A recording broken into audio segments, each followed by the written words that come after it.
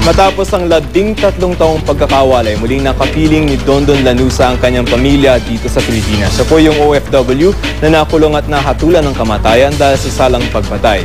Muli nanindigan si Lanusa na ipinagtanggol na lamang ang kanyang sarili sa Arabong nagtangka umunong gumahasa sa kanya. May news to go si Susan Enriquez.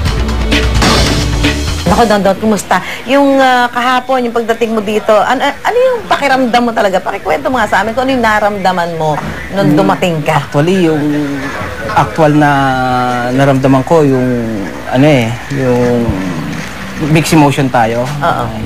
Nandiyan yung excitement natin na siyempre masaya ako sa bagong buhay. Kasama ko na yung malayang-malaya na. At isang natin yung kinakabahan ako na dahil yung siguro dahil sa ko sa loob, mga ganung bagay. So, ano yung mga plano mo ngayon doon at nakauwi ka na?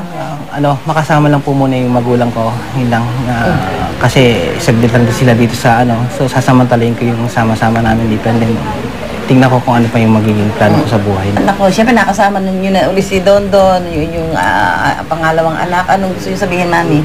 Sa mga nanonood sa atin, sa mga kababayan natin?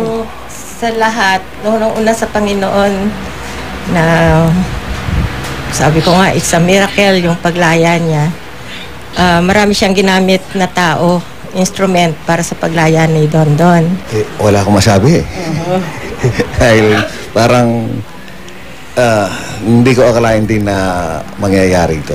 Sabi ng iba na inspirasyon daw, na parang iba na Milagro. Yeah, milagro, ganon. Sa akin, parang lang, normal lang na parang kung ano yung bigay ng Diyos, kung ano yung pang-araw-araw kong buhay, parang ayun lang ako, parang baliwala lang sa akin. Gusto mo maging inspirational message sa kanila? Yeah. After nung pinagdaanan mo? Yung point lang dito natin na huwag tayong, kahit dumang ka sa sukdulan ng suko ka na, huwag mong sa utak mo na gigib up ka. Huwag.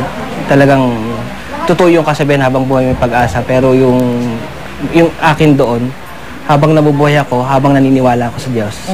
Susan Enriquez, GMA News.